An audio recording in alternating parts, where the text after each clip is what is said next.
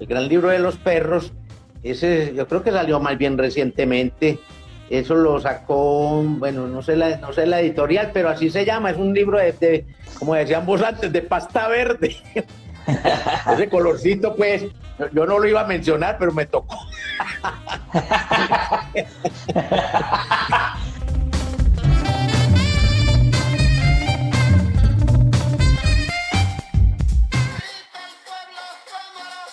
¡Viva el DIN el poderoso!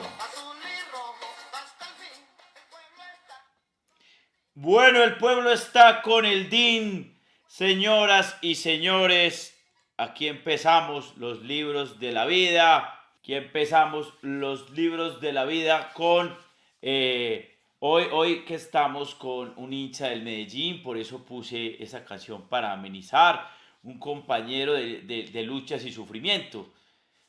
Recuerden que este programa se emite por venga.hablemos en Instagram y también se emite por YouTube, por la página de Suso el Paspi.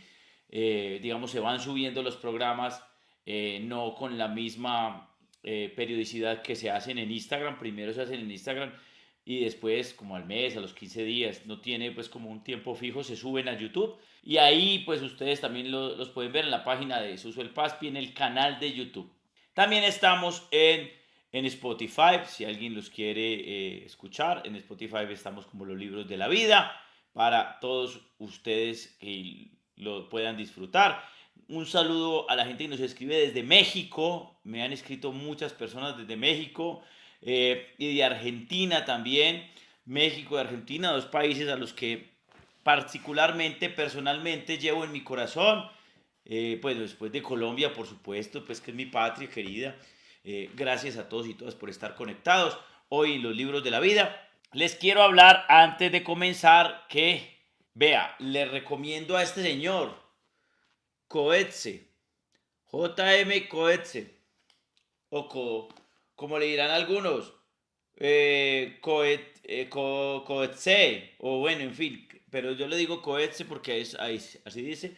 Les recomiendo Desgracia, de los que yo me he leído. Mucha gente habla de Esperando a los Bárbaros. Él es un sudafricano. Dicen las buenas lenguas que es, digamos, el mejor narrador en este momento, o sea, el mejor escritor del mundo vivo. Para mí, pues, es Pamuk, pero hay gente que habla de Coetzee y a mí me parece un gran escritor, una pluma fantástica, este señor. Le recomiendo Desgracia. Y Esperando a los Bárbaros también lo recomiendan mucho. Y si no se cuadra con esos dos, La Edad de Hierro. Desgracia es la historia de un profesor con una hija, con un tema de acoso en la universidad, con un tema de encuentro ahí, el cuento de las masculinidades, el cuento del feminismo, el cuento del padre y con la hija, la relación de padre e hija. Es muy bacán. Desgracia.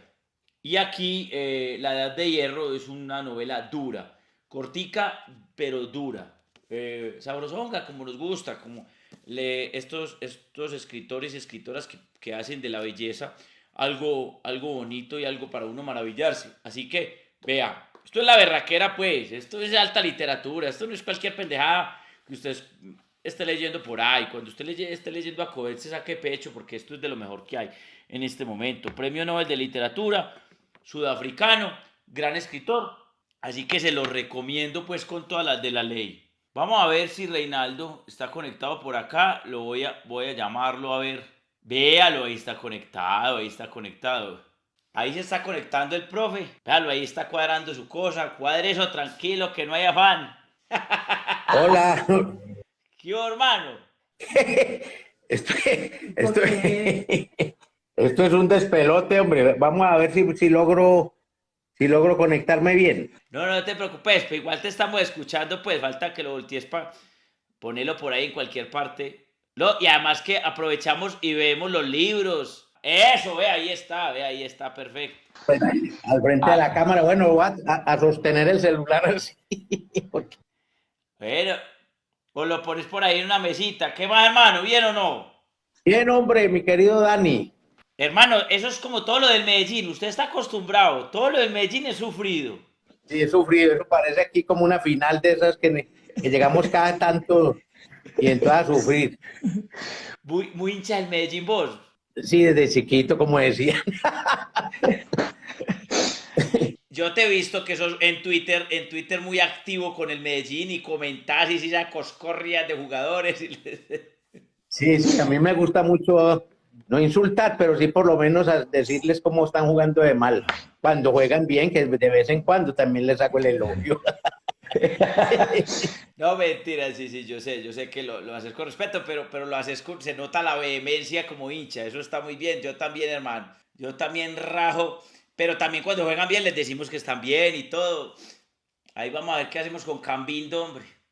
Ah, no, no, ese hay que enseñarle muchas cosas, cómo se define, nada menos definir. ¿Ah? ¿Cómo? Eso ni los filósofos lo han podido hacer de la definición. Ni los filósofos. Nada, hay que Reinaldo, ponerle a Aristóteles de cabecera, a ver, para que entienda que es una definición. eso es verdad. Bueno, el profe Espitaleta es, bueno, es profesor, digamos, en Medellín, escritor, periodista, un hombre que siempre cuando necesitan programas, invitados de cultura, invitados que sepan, que tengan contenido, que sepan hablar, que sepan de cosas que hayan sido leídos, la gente piensa siempre en Espitaleta, en Medellín, y ahí lo invitan. Y yo dije, cómo no tenerlo acá en los libros de la vida? Veo muchos libros ahí encima. ¿Vos lees al tiempo un montón de libros o qué? Sí, eso es una vieja costumbre que no le recomiendo a nadie de leer varios libros al mismo tiempo. Yo no sé, eso es como una indisciplina, pero para mí me funciona. Desde muy joven, tal vez porque tenía que prestar libros en varias bibliotecas, entonces aprovechaba para leer un pedazo de uno y después otro fragmento de otro, y ya seguía así con esa suerte de estilo personal en mis lecturas. Pero yo no le recomiendo eso a nadie, mi querido Dani. ¿Por qué? Porque ¿Por qué? es una cosa que se ha vuelto muy mía. En este momento, pues también estoy leyendo como 3 o 4 libros. Estoy leyendo uno de Patrick Modiano, que es un escritor que me gusta mucho, un francés, que le he hecho ya un seguimiento más o menos prolongado.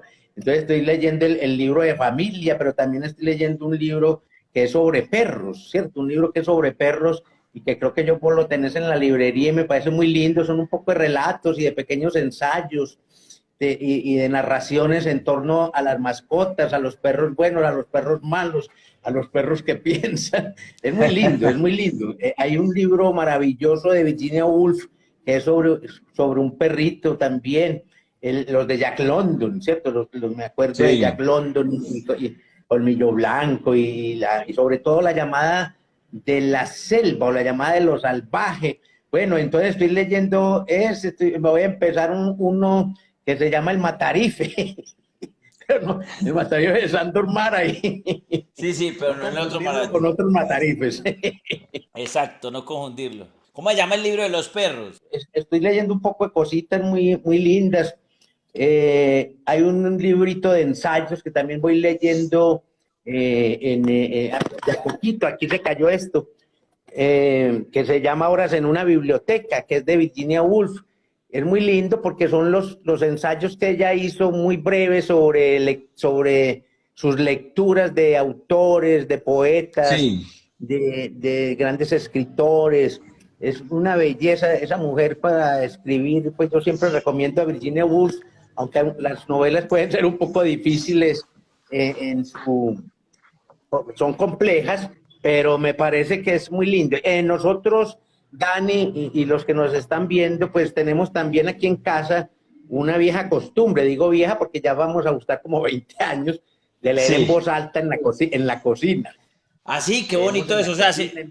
¿te reunís vos con ellos y vos les lees en voz alta o cada uno lee en voz alta o cómo es la cosa? No, pero no es con ellos, sino con mi compañera. Y también la mascota a veces creo que le gusta escuchar porque se sienta también a escuchar nuestras lecturas.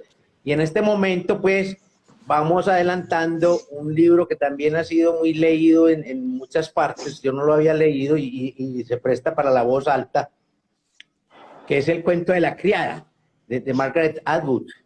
Entonces es muy bello, también es una distopía. Es el que estamos leyendo ahora en voz alta, pero te digo que hace 20 años o un poquito más hemos estado leyendo siempre en la cocina, y nos ha ido muy bien. Hemos leído desde El Quijote, que es un libro gordo, Sí. extraordinario, lo leímos completo, leímos Los Miserables, también en voz alta. Ah, pero Leímos... ese se les llevó buen tiempo. Sí, eso, o sea, nosotros no tenemos afán, eso es otra cosa que lo hacemos largamente. De esos libros gordos hemos leído un poco, por ejemplo, el de Thomas Mann, La montaña mágica, es una maravilla. Y se presta también porque hay muy buenas traducciones para leerlo en voz alta. Hemos leído Shakespeare, ¿cierto? Algunas obras de Shakespeare, pues el teatro sí es más fácil, Sí. digamos, leerlo así. Recientemente leímos a Heinrich Böll, que es una novelita corta de él. El de opiniones de un payaso, Henry Ball. El de opiniones de un payaso, que esa no Exacto. leímos en voz alta, pero la leímos, pues, esa sí la leí yo hace tiempo también, sí. Ese es un gran Ven, escritor.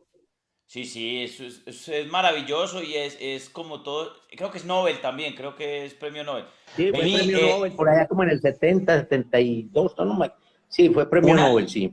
la gente pregunta, Reinaldo, profe, por el libro de los perros, que cómo se llama el libro de los perros. Hay uno que es una antología de eso que te digo, de relatos sobre perros, se llama El Gran Libro de los Perros. El Gran Libro de los Perros, ese yo creo que salió más bien recientemente. Eso lo sacó, bueno, no sé la editorial, pero así se llama. Es un libro como decíamos antes, de pasta verde. Ese colorcito, pues, yo no lo iba a mencionar, pero me tocó. Eso es para que vean cómo somos de hinchas del Medellín. Vos no recibís cosas verdes, vos te dan cosas verdes y que más esa vaina verde, hombre. Sí. Así soy yo también. ¿Cómo me vas a ver esto verde? Vení, Reinaldo, muy bonito eso. La gente está feliz con eso de lectura en voz alta en la cocina y otros lo practican. ¿Cuándo empezó la vaina tuya por los libros? ¿En tu casa había libros? ¿Tu familia tenía libros o qué? En mi familia, esa es una pregunta que me la han hecho varias veces, no en ese mismo sentido, pero a ver, Dani, en la casa, pues no hubo una gran biblioteca, digamos, como la biblioteca que uno puede tener ahora, que son bibliotecas amplias, numerosos libros. Había muy pocos libros en casa, pero teníamos nosotros, que éramos 4 hermanos, un privilegio. Para mí eso siempre fue un privilegio, que había una mujer que narraba, una señora que nos narraba historias, nos narraba cuentos, nos narraba sus sueños. Entonces eso era muy bello porque por la mañana y por la noche ella nos convocaba simplemente para relatarnos distintas historias, entre ellas historias, yo recuerdo muchas historias que tenían que ver con Antioquia, con la vieja Antioquia, que tenía una tradición oral muy bella. Y bueno, y entonces ella era experta en esas narraciones, y nosotros nos fuimos habituando también no solo a la voz de ella, sino a ir precisamente a buscar esas historias en la biblioteca de Bello, que eso fue muy lindo porque, porque mira que es una manera también de abrirnos el espíritu y abrirnos la mente hacia las lecturas. Entonces, esa mujer que era mi madre, pues más adelante descubrimos que ella, muchas de esas historias tenían que ver con las mil y una noches. ¿Por qué? Te voy a ah, contar ok. esto, una anécdota que me pasó a mí cuando era ya adolescente, en un barrio de Bello, un barrio que se llama El Congolo, donde jugábamos mucho fútbol y en fin, y lo que hacían Sí, los sí, sí. muchachos, pues en la calle, todas las diversiones que había en el mundo de la afuera. Y entonces uno de esos muchachos de la gallada, que así se le denominaba, me dijo una vez, hombre, Rey, me decían a mí, como el apócope de Reinaldo, vos que hablas tanta cosa, yo te voy a prestar un libro, te voy a prestar un libro. Y yo, oh, qué maravilla. Le dije a él que se llamaba Álvaro, al mono Álvaro. Y al otro día me trajo 2 tomos, 2 tomos, y los 2 tomos eran de las mil y una noches. Entonces yo vi ese libro y empecé, pero desbocadamente, te digo, dejé de salir a jugar fútbol y todo eso porque me encarretó cuando empecé el libro. y terminé los 2 tomos, yo no sé, muy rápido.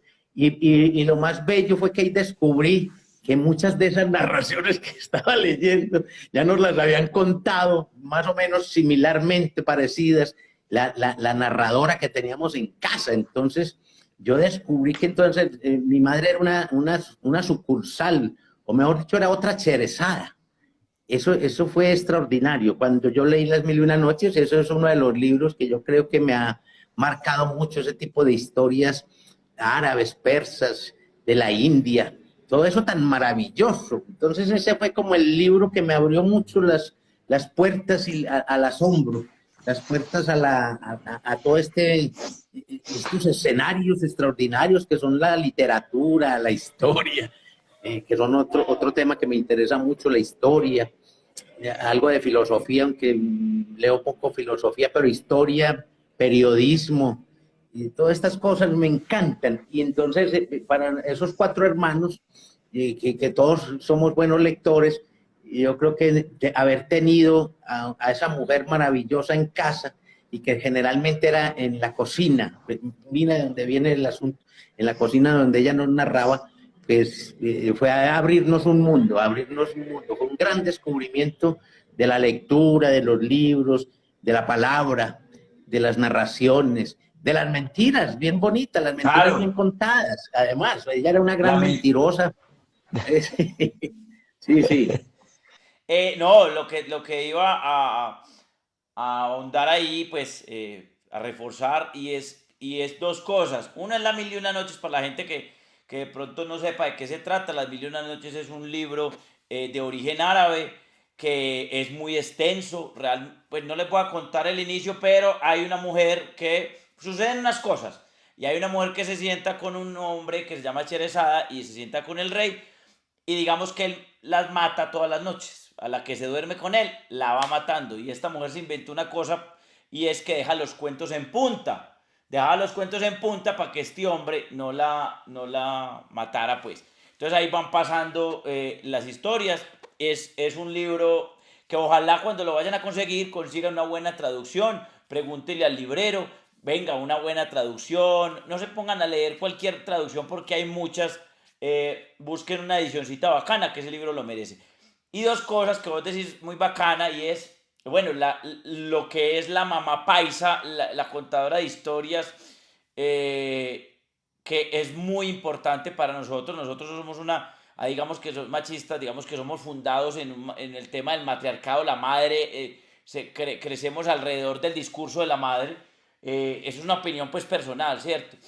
Y la cocina alrededor del fuego, se reúne todo el mundo a contar la historia. Nada más sabroso, hombre, Reinaldo, que uno sentarse cuando venga la visita, veníamos para la cocina. Y allá es donde cuenta uno los chismes, a donde cuenta uno las cosas. Me parece una maravilla eso Sí, que claro. saltas ahí. Sí, sí. Voy a ponerle aquí un Vení. cargador a este teléfono que se está como descargando muy rápido con tantas palabras aquí tan bonitas. Voy aquí para que no se nos vaya a descargar mi No querido Dani. importa. Y No, sí, lo de tranquilo. las Mil y Una Noches, yo recuerdo que después supe que la traducción que leímos que me prestó ese muchacho del Congolo era la de Blasco Ibáñez. O sea, que era de las buenas. Tiene además unas ventajas muy bellas, que es porque, no sé si estoy todavía No, no, estás en vivo, no sé si claro, me ahí está, quieres. te estamos escuchando. No, no, Ah, aquí te bueno. estamos Sí. escuchando. Bueno, muy bien. Entonces, ¿por qué? Porque es que esos son cuentos casi todos eróticos, de un erotismo intenso, de un erotismo a veces salvaje, y hubo muchas traducciones que fueron quitándole también esa parte bella de la piel y de los encantos del cuerpo y de todas esas cosas, que Cherezada pues era una maravillosa narradora. Claro, Las Mil y Una Noches yo creo que todo el mundo la debería leer porque es patrimonio mundial, ¿es cierto? Es parte también de nuestra cultura de todo el mundo. Claro, finalmente a nosotros, para que la gente entienda, pues llega es una traducción de la traducción de la traducción de gente que va mezclando eso y trayendo las cosas. Ojalá y le traje, y entre más le dejen eso y no le hagan esa curaduría que a veces le hacían a ciertos libros, que es que le quitan la esencia. Ahí dice Horacio Aguilar, erotismo, no pornográfico, sino erotismo. Claro, el erotismo, erotismo mucho mejor. Vení, Reinaldo, pues ya llevamos varios libros mencionados. En este momento está congelada la imagen, pero se te escucha bien. Hiciste la tarea de pensar en los 5 libros. Sí, sí, claro. Entonces, sin duda, pues ese que te mencioné que fue parte como de una suerte de inauguración y de apertura a ese mundo de las Sí, maravillas de la literatura, pues se fue ese, de las mil y una noches. El de las mil y una noches que después estuve, yo tengo varias ediciones pues de distintos traductores y eso es bueno uno ir comparando. Ah, bueno, bueno, bueno. Bueno, entonces sí, yo hice la tarea muy juicioso. sí, sí, Me sí. dijiste una cosa muy tremenda, pues que todos los que somos Claro. más o menos buenos lectores es muy difícil uno tener 5 libros, ¿cierto? Seleccionar de tantas Sí. lecturas, 5. Entonces ese es uno que yo realmente amo mucho, Las Mil y Una Noches. Yo creo que muchas cosas que yo he escrito, sobre todo en crónicas, siento que hay un influjo de Cherezada y de ese libro, pues tremendo. Otro libro que yo voy a hablar como de libros que me impresionaron, sobre todo en esa época tremenda que es la adolescencia, Sí, porque sí. ya después hubo muchos libros que entonces ahí más complejo uno seleccionarlos. Digamos que en la adolescencia hay una cosa que es muy interesante y que tiene que ver con el mundo de la escuela y del conocimiento, de los maestros y maestras, y es que en casa esa misma mujer que nos narraba historias, le gustaba comprar libros de segunda. Yo me acuerdo que ella iba al centro de Medellín. Eso era un paseo muy rico desde Bello ir al centro de Medellín y a la plazuela Uribe Uribe. Recuerdo que nos llevaba a la plazuela Uribe Uribe, que había un poco de kioscos simpatiquísimos con ventas de libros usados o de segunda. Y ella ahí compró una vez la colección del Tesoro de la Juventud. Ya a los muchachos, eso, pues una enciclopedia como esa, ya eso no le interesa a nadie, pero fue una enciclopedia, te digo, absolutamente que le abre a uno las puertas de todo, por eso se llamaba enciclopedia y además era hecha con una suerte de cuidado y de gusto hacia los muchachos, hacia los jóvenes, y entonces ahí encontraba uno desde poesía, la poesía de Rubén Darío, de los grandes poetas estadounidenses y europeos, hasta los relatos más insólitos. Yo recuerdo que ahí leímos en esa enciclopedia a un a un gran mentiroso, espérate a ver si me acuerdo el nombre, pero eso era extraordinario. Hay una película también que le hicieron a ese gran mentiroso que decía pues cosas, sí, el barón de Munchausen, el barón de El Munchausen, Barón de que tiene, Monhausen. claro, eso es una berraquera, porque entonces ahí en esa enciclopedia salían grandes relatos de ese varón que era, en serio, era un hombre de una imaginación enorme y lo que digo, un hombre con un arte, el arte de la mentira. Bueno, y otra cosa que ahí empezamos a leer, y sobre todo primero en la poesía, los poemas como Las campanas y El cuervo. Me acuerdo, yo no sé de quién sería la traducción al español, pero son dos poemas que se me quedaron porque sonaban muy bien en español, de Edgar Allan Poe. Entonces, cuando descubrimos a Edgar Allan Poe, lo descubrimos fue por el lado de la poesía. A Borges, por ejemplo, no le gustaba cómo sonaba la poesía en inglés, digo, de Edgar Allan Poe. Él decía que eso era como un tintineo, como una cosa así, decía Borges, recuerdo. Pero ahí empezamos a buscar los cuentos, las narraciones extraordinarias de Edgar Allan Poe. Y eso fue, digamos, otro bautismo literario después de las mil y una noches, fueron los cuentos tremendos. Recordemos que Edgar Allan Poe pues, es el forjador en el mundo moderno de eso que se llama el género del cuento, el género moderno pues, del cuento, es prácticamente el gran precursor de ese tipo de formas que todavía subsisten en la literatura. Entonces, toda esa cosa del romanticismo tremendo, de lo gótico, a ese fue otro escritor, entonces yo no es un libro, sino, digamos, una Un colección de autor. cuentos, un autor, sí, con su Un colección de autor. cuentos, y que más que en su poesía nos sedujo fueron sus narraciones. Entonces, el Ahí gato hay, negro, pues todo eso, todas esas cosas. y hay un suspenso, ahí está, suspenso, ahí hay terror, y además que Edgar Allan, reivindica el trago, reivindica el alcohol. Era Sí, claro, así un murió alcohólico borracho. consumado, murió borracho, pero un gran escritor. Le recomiendo a la gente que pregunta, la mejor, a él lo tradujo Cortázar. Cortázar hace una traducción muy buena que está en Alianza, la Sí, editorial claro. Alianza, se la recomiendo, tomo uno y tomo dos, ahí están los cuentos completos de Edgar Allan Poe, para que es como lo dijo el profesor, un tipo que reinventó el tema del cuento. O sea, el cuento existe desde que existe la palabra en el ser humano, digamos. Desde que existe la palabra, el ser humano se inventó historias y bueno, y aquí vamos, ¿cierto? Pero en el tema de la modernidad, Edgar Allan da un giro distinto, Extraordinario. Claro. y eso hace que hoy, más de un siglo después, sigamos hablando de él. Y vamos a seguir hablando de él por mucho tiempo porque con todo lo que marcó, con todas las obras que hizo, lo que tiene la estructura de la forma de cómo lo atrapa a uno, que uno empieza a pelicularse con estas vainas y además, para que ustedes vean, ese man fue el que se inventó el tema de ¿y quién puta es el asesino? ¿Y quién carajo será el que robó esto? Es todo lo que ustedes ven en las series de hoy, Netflix, Él Amazon, inventó todo todo. está basado en Edgar Allan Poe.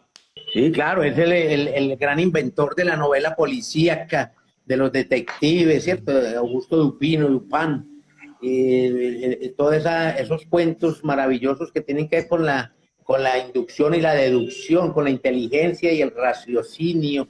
Pues él en ese detective tiene todas esas características, ¿cierto? Entonces los asesinatos de la calle Morgue, la carta robada, el asesinato de Marie Ruche, pues, bueno, todo El un poco escarabajo. es un gran inventor, es un ser absolutamente imprescindible para la cultura de hoy, exactamente. Entonces, la gran traducción de Cortázar, siquiera lo mencionaste porque es una traducción muy buena que hizo Cortázar en una estadía que tuvo el argentino en Italia durante no sé cuántos meses, se encerró para traducir toda la narrativa de Edgar Allan Poe, ¿cierto? Que lo contrataron para eso, entonces eso es una maravilla. Bueno, Es esta, tenemos... para que sepan, es esta. Ah, Esta es bueno, esa es la. la edición. Esta es la 2. Estos son los cuentos 2, pero lo Sí, hay encuentran dos tomos, así. claro. Dos tomos, Editorial Alianza. maravilloso, sí, es maravillosa esa traducción. Y ahí están pues todos los cuentos.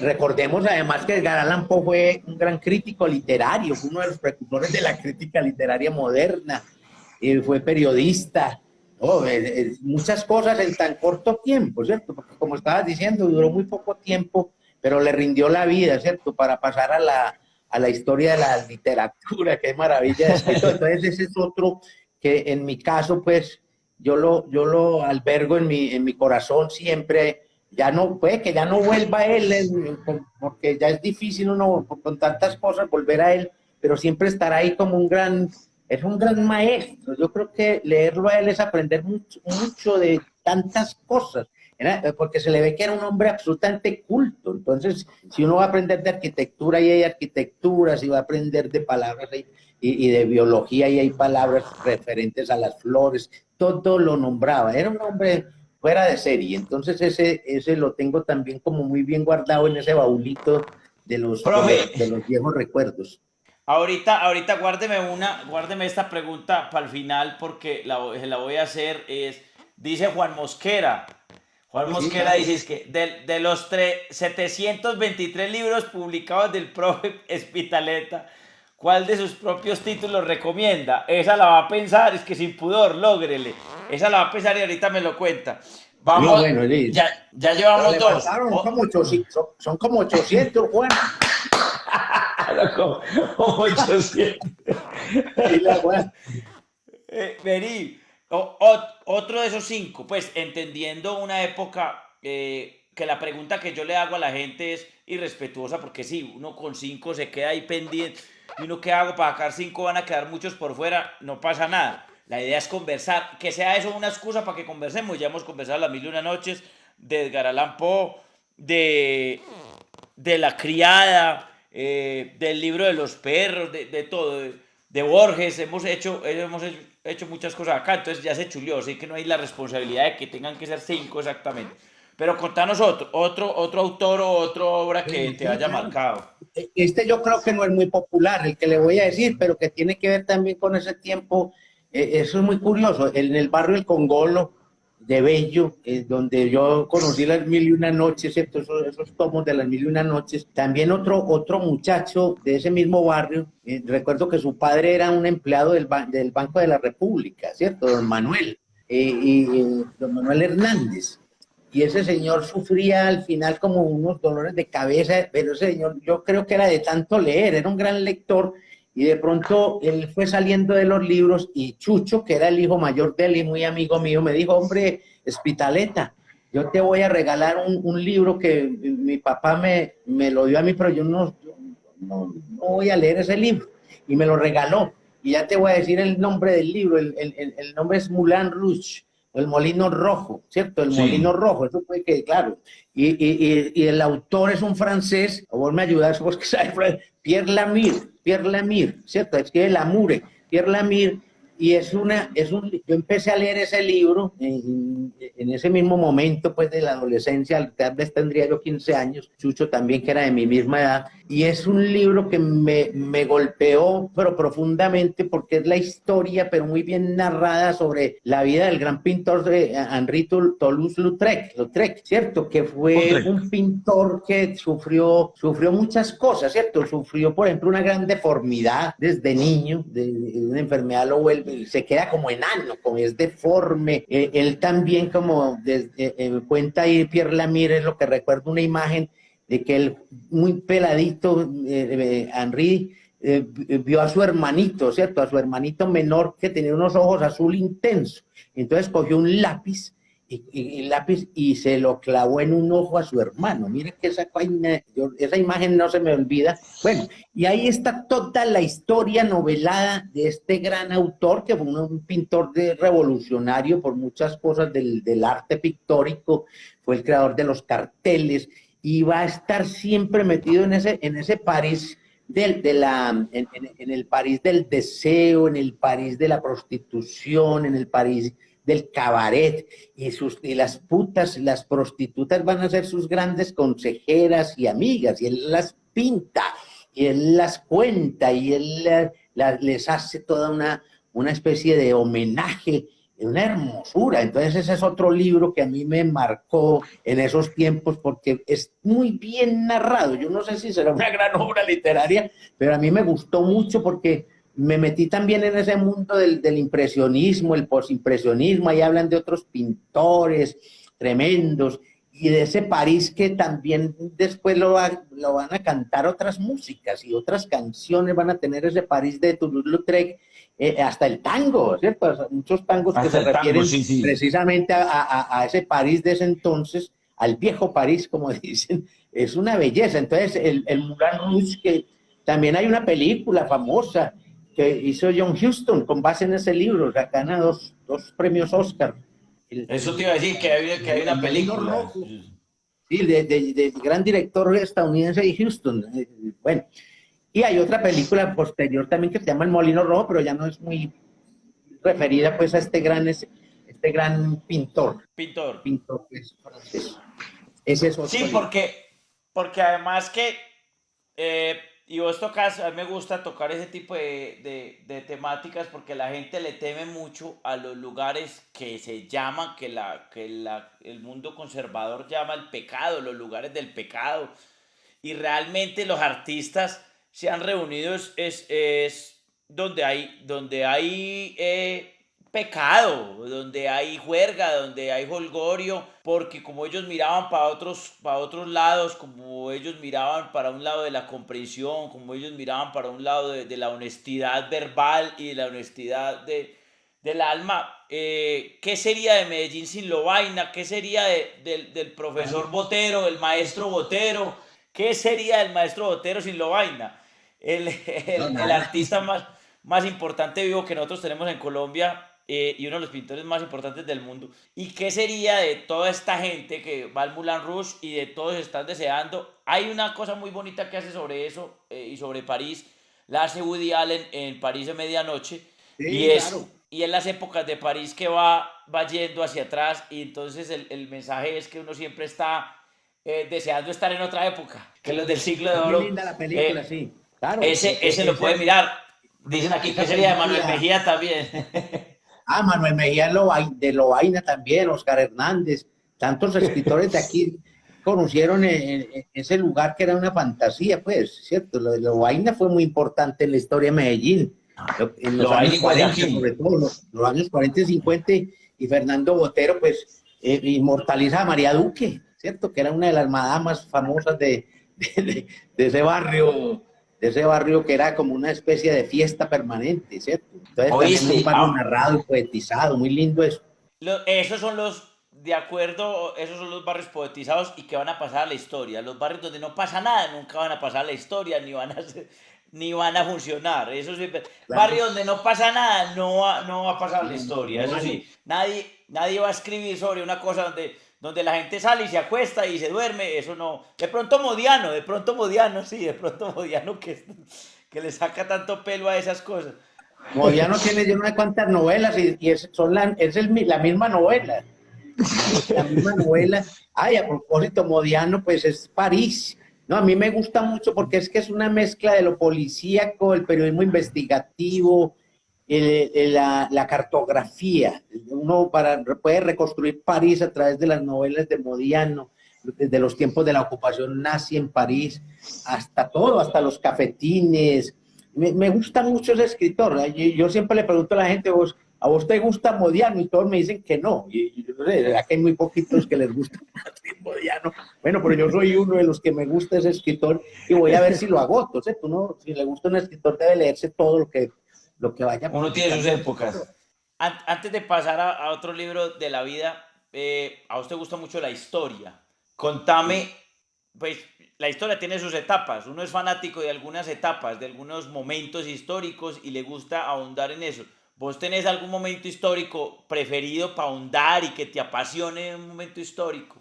Sí, yo sí creo. Bueno, a mí la historia pues también me gusta desde niño y yo siempre todo eso lo atribuyo así como muy fácilmente pues a esa misma narradora que nos contaba otras historias que tenían que ver con el mundo antiguo, con Babilonia, con Asiria. Ella misma tenía unos libros, recuerdo en casa había unos libros muy viejos de historia universal y de historia antigua, sobre todo con énfasis en ese mundo de los sumerios y de ahí para acá, de los sumerios para acá y todas las historias maravillosas pues de la antigua Babilonia y los jardines, etcétera, etcétera. Entonces, pero esa no es la historia que a mí más me gusta. A mí hay un periodo de la historia en que me gustaría haber vivido, por lo menos si hay una máquina del tiempo, de volverme allá a hacer el Renacimiento italiano, el 400, ¿cierto? A mí ese Sí. mundo me parece extraordinario porque Italia, pues que no existía Italia, sino que eran un poco de ciudades y entre ellas Florencia, pues van a hacer una revolución cultural, hay una revolución cultural tremenda en el pensamiento, en la filosofía, pero sobre todo en las bellas artes como la pintura y la escultura, ¿no? Entonces ese mundo me ha gustado mucho, la, ese tiempo del Renacimiento, pero el de Italia, ¿cierto? Porque el Renacimiento Sí, es un sí, poco sí. claro, de países y todo, pero me parece que el más brillante con esos tipos como Miguel Ángel, Leonardo, Rafael, todos estos y los Medici y todas esas conspiraciones y ese mundo de la política, que ya Dante, que no es del Renacimiento, ya había sembrado todo eso, ¿cierto? Ya había sembrado esas semillas para lo que va a ser lo mismo Boccaccio, van a sembrar todo ese mundo que va a estallar en el 480, como ellos le dicen, y eso es muy lindo, y se proyecta además en cosas de la arquitectura, ¿cierto? De esas grandes edificaciones casi todas A eso me, sagradas o religiosas, hermosísimo. No, eso, yo creo que uno sí debería volver a ese tiempo, porque es un tiempo, claro, es un tiempo también de guerras y de Sí, asesinatos, sí. no es que sea una cosa ideal, pues una Arcadia, pero el arte estuvo siempre como la gran antorcha iluminando todos esos procesos. Ah, ¿alguna vez, si tienen la oportunidad de ir a Roma o a Florencia, y si tienen la oportunidad de ir a Roma, a Florencia y a París, yo voy a contar esto. A mí me gusta mucho más Italia que París.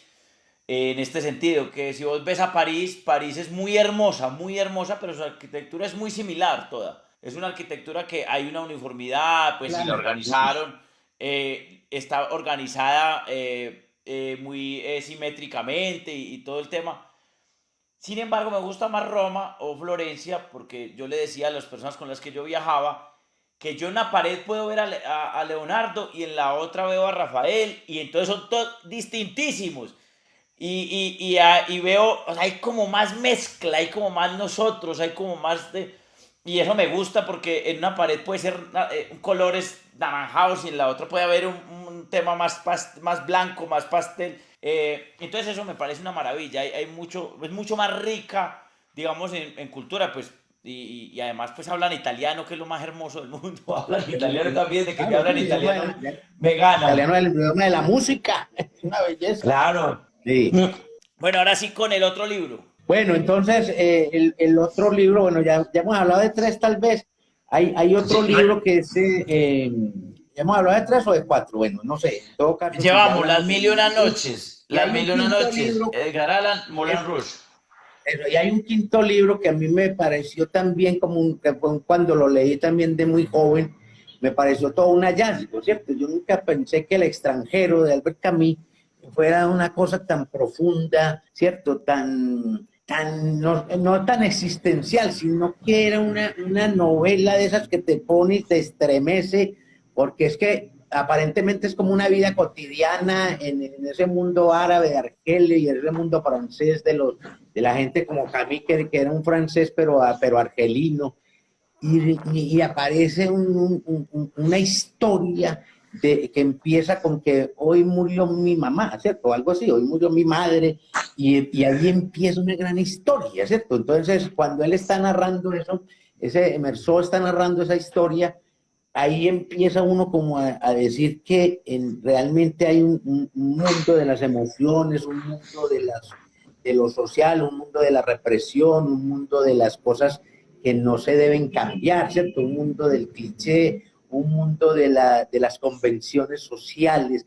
Y esta novela tan corta derriba ese edificio lo tumba, y pone en evidencia también que, por ejemplo, hay unos seres como el juez, no me acuerdo del abogado que aparece ahí, que es el abogado defensor es un mediocre total, un mediocre total, y lo que hace Merzó, pues que está condenado frente al cura, es toda una, mejor dicho, ese discurso de Merzó frente al cura derrumba además toda la estructura eclesiástica de la hipocresía y de la doblez y de la apariencia. Entonces mira todo lo que hay en una obra, además del amor, además del fútbol, que ahí está, que aparece el fútbol por ahí. Que él era fanático del fútbol, era fanático del fútbol Claro, y las carreras. exacto. Y entonces él siempre hay escenas de muchachos que van a jugar al fútbol ahí, y el sol. A mí, por ejemplo, lo del calor y el sol me El pareció argumento. absolutamente extraordinario, conmovedor. Y yo digo, ¿cómo se puede meter la geografía tan inteligentemente en una novela? El sol que me deslumbra, el sol que me hace disparar, el sol todo lo que hay ahí con ese desierto y esa playa. Eso es una novelaza, ¿cierto? Entonces, esa fue, Eh, digamos, también ya terminando la adolescencia, descubrí a este hombre, y después ya seguí leyendo, pues, en filosofía es mucho más duro de roer, pues, él, pero el hombre rebelde y todo esto, y lo de Sísifo, pero sus tres, no, es que solamente son tres novelas, ¿cierto? Son tres novelas, y la otra es, pues, maravillosa, la de la peste, que al principio, confieso, que después del extranjero me le enfrenté a la peste, y en primera instancia no pude con ella. Y después ya más adulto la leí y le descubrí que es una vaina, un libro de esos no, también, el fuera de discurso, serie. Claro, ese man era, para mí, pues es mi filósofo del siglo pasado, de como ese boom que hubo entre Sartre y todos estos otros nihilistas y tal. A mí es creo que es el más cercano, el más digerible, el más humano, pues, un tipo que jugaba fútbol, le encantaba el fútbol.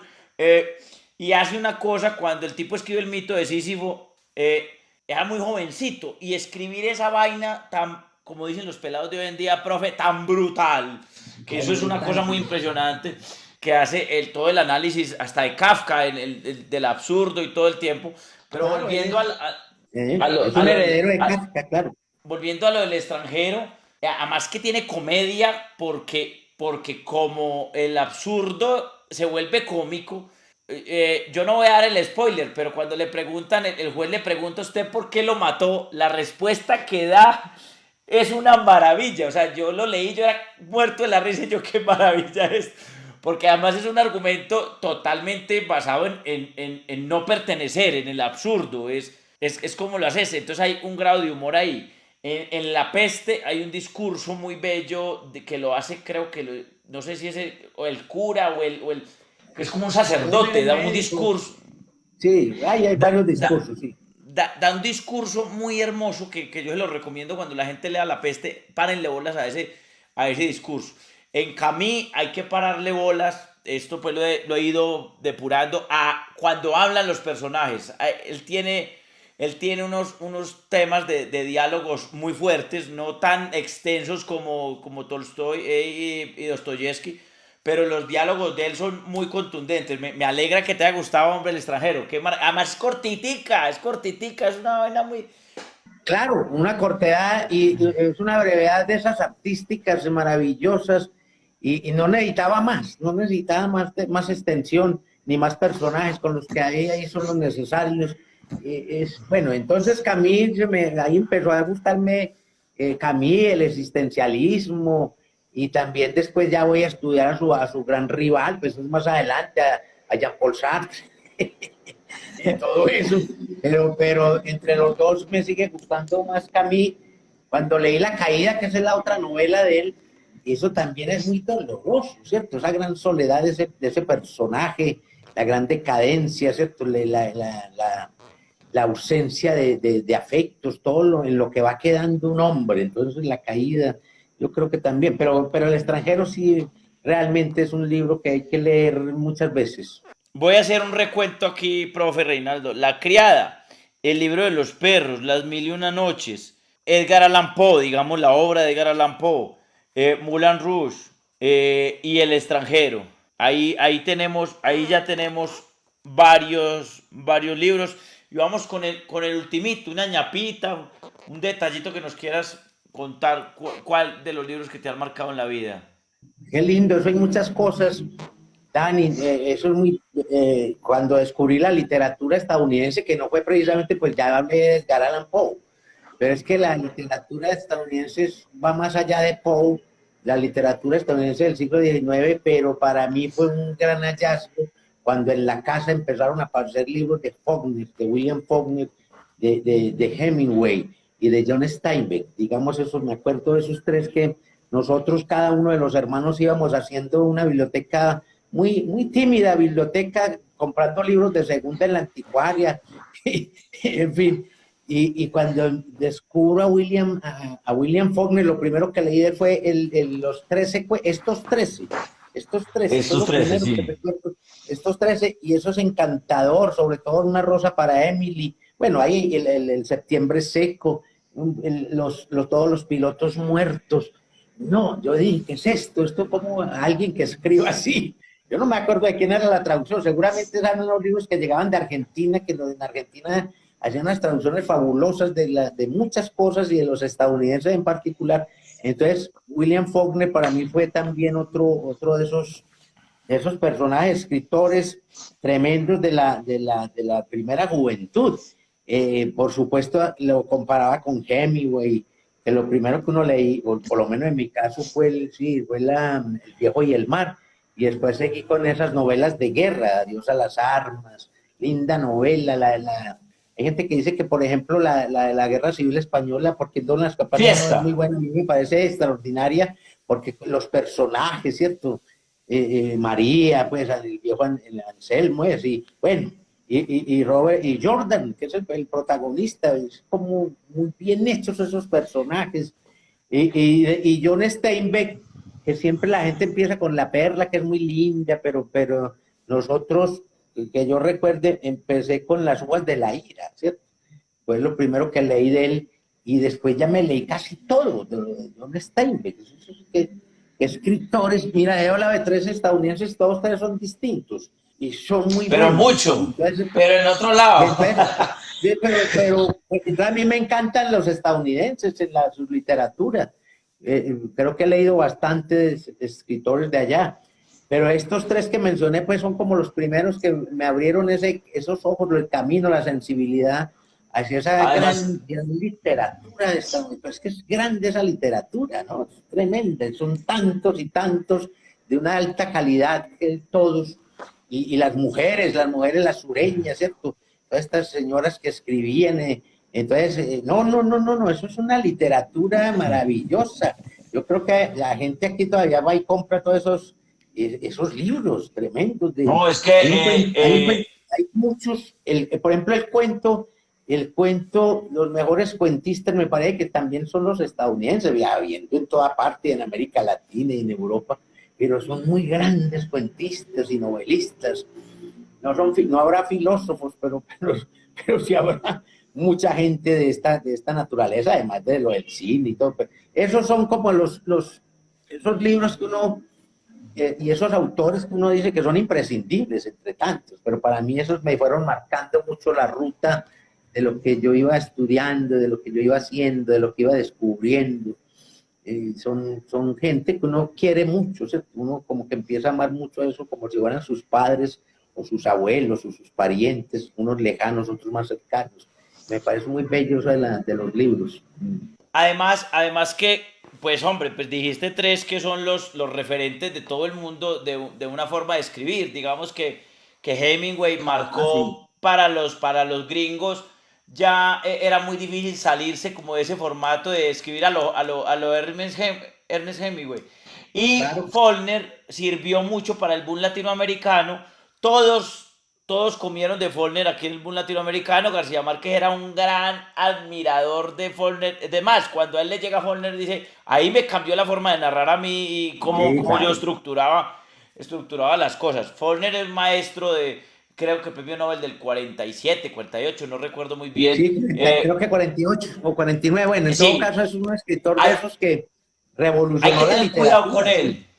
Y hay que tener, no es un escritor fácil, digamos que Complicado, muy es difícil. más fácil un Hemingway, de pronto va contándote como más cercano a lo que la gente entiende, pero Faulkner juega mucho más con las palabras, con las traducciones, es más difícil de Muy traducir, difícil, muy difícil. pone como de cursivas, y entonces uno no sabe esta parte cursiva aquí de qué está hablando. Sí, sí, hay que Eh, ponerle entonces, cuidado. que pararle bolas, hay que pararle bolas, pero son tres grandes, tres duros, hermano, y qué bueno que cerramos con tres enormes. Y lo mismo Steinberg con las uvas de la ira. Y ellos tienen una cosa que me parece importante relatar, y es el tema de lo popular, el tema de la historia de la gente, o sea, de la narración de la gente del común.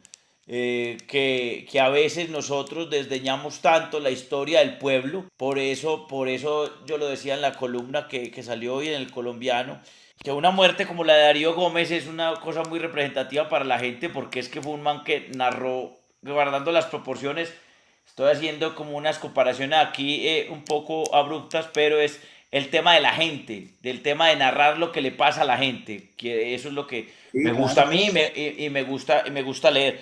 Profe, no acabó el tiempo, hermano. Sí, entonces el libro para Juan Mosquera, Eso. de El los libro para Juan 800 que él dice, Mosquera. el último, Betsabe se la recomiendo, es el último, el más reciente texto, la novela que publicó la Universidad Pontificia Bolivariana, Betsabe y Betsabe, Listo, Bexabe, Bexabe.